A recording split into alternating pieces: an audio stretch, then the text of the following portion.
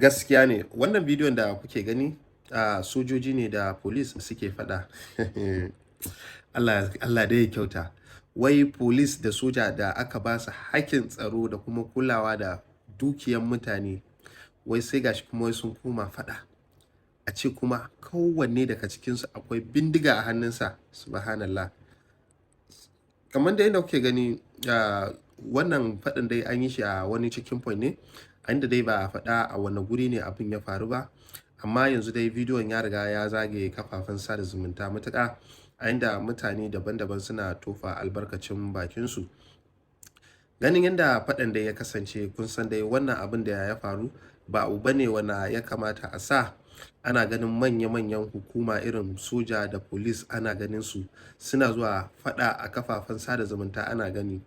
To, kuma me yake faruwa? Ai ya kamata a yi amfani da doka, tunda babu wanda ya fi ƙarfin doka.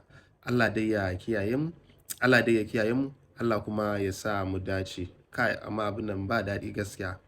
Bai kyau ba wallahi, bai kyau ba. Allah dai ya kiyaye.